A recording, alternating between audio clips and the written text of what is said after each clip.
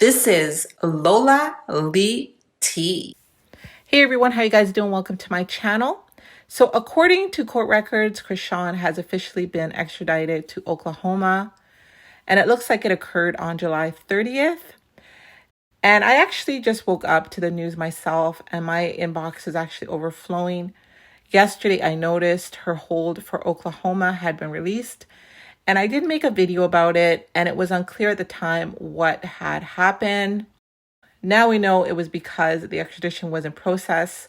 And yes, many of you did say that was the case in the comment section. Smiley did post that Chrisean would be home soon. She said she couldn't wait. So I don't really know what that was all about. So just for us to have a better understanding of what's going on here, these people are not messing around. These people are very serious. What's going on with Chrisean is very serious.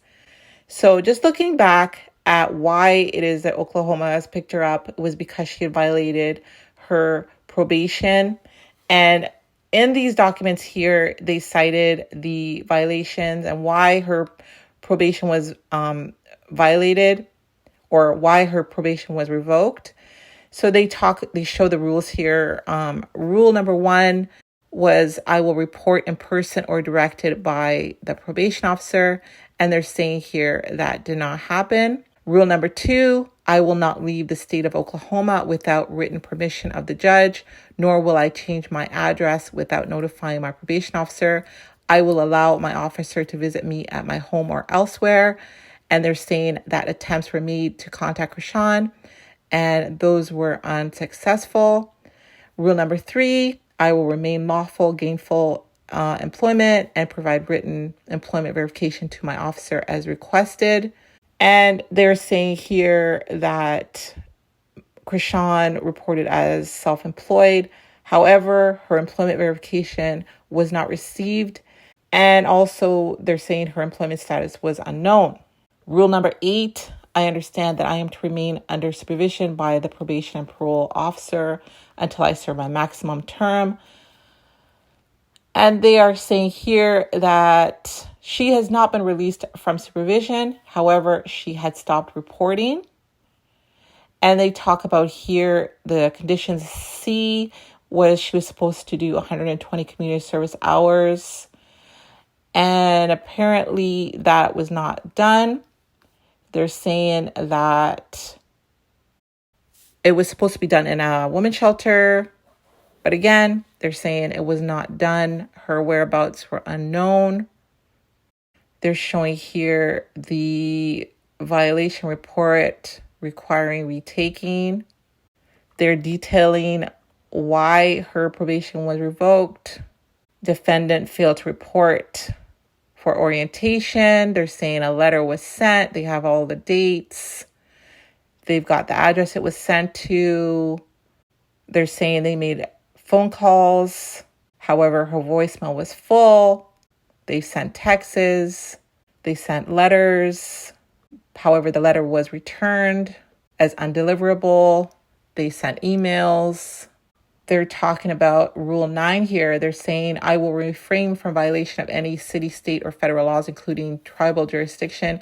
I will advise my officer within 48 hours if I am questioned or arrested by the branch of government or any of its representatives. And then here, they are citing Wovicki.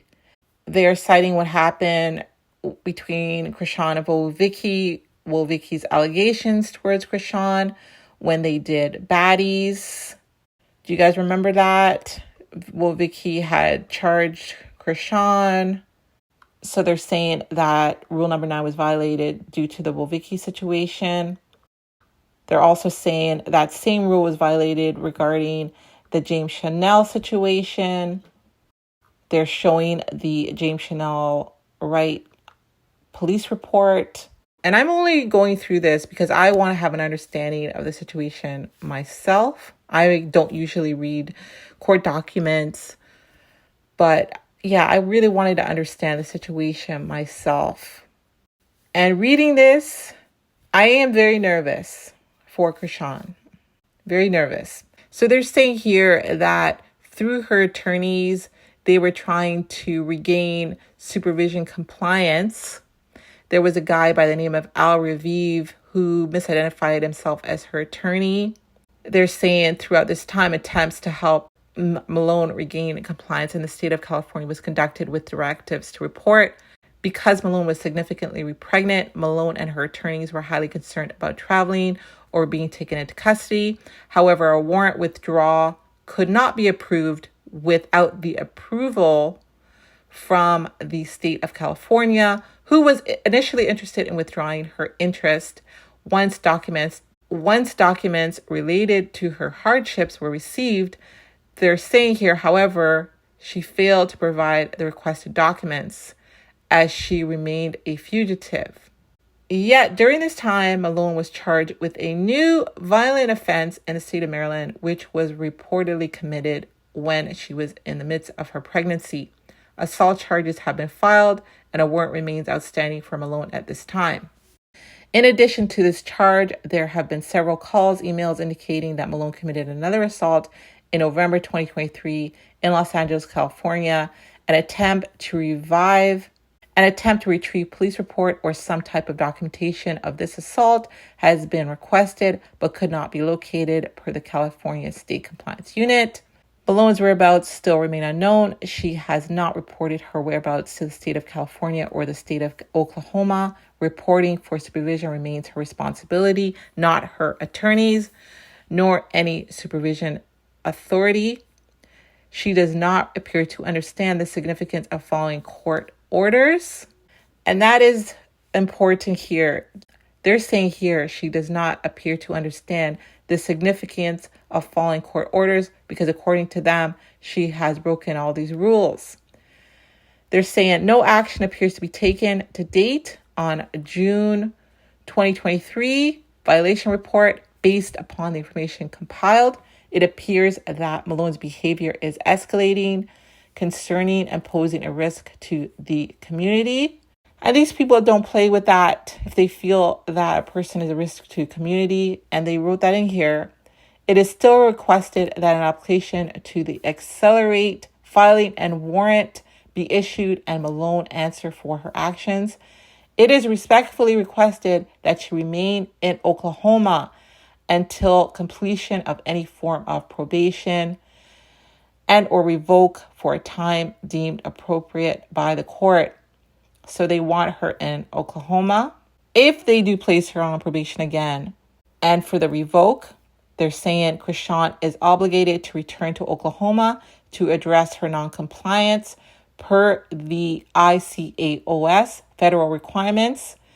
Therefore, it is further requested that Malone be ordered to pay restitution in the amount of transportation costs to be returned to Oklahoma to the appropriate reporting agency. So she is paying for her own extradition. It's looking like here, the travel costs and all that stuff. Please note Malone is not allowed to leave the state of Oklahoma without interstate commission of adult supervision, as her current case has been closed. If she's to remain on any portion of supervision with a request to leave the state of Oklahoma, she will need to return to the local Oklahoma Department of Corrections, Probation, and Parole Office for supervision and approval. And you know, what I'm seeing is that people are saying that Chrisean is just going to be released. But I don't think that is the case. I do believe that she is going to have to stand in front of a judge. And what I'm getting from these documents is that the probation people went above and beyond. Chrisean didn't show up for the orientation, didn't do her hours, violated numerous conditions. They tried to get a hold of her by text, phone, letters, email. In my humble opinion, they were doing their job. They were just doing their job. Chrisean did violate her conditions. I am not a legal professional, but common sense says this lawyer is going to have to show the judge that she does understand the significance of following court orders, which the people in this document are saying she does not, because they're saying that her conduct does not reflect that. And like I said to you guys before, I'm reading these documents because I want to find out for myself what's going on. And hopefully, after seeing all this stuff in the documents, and I know they're old, that the judge will show Chrisean some leniency so that she can get home to her son, Jr. And I hope that Chrisean has learned from this. So like I said, these people are not playing. These people are serious. I feel nervous for Chrisean. But the good thing is she is getting this taken care of. BlueFace got her a good lawyer. Chastity did say he did pay the balance. When I did contact BlueFace's people, they wouldn't confirm or deny that he had any involvement with the lawyer. But if he didn't have any involvement with the lawyer, trust and believe they would have said that straight up to me, that no.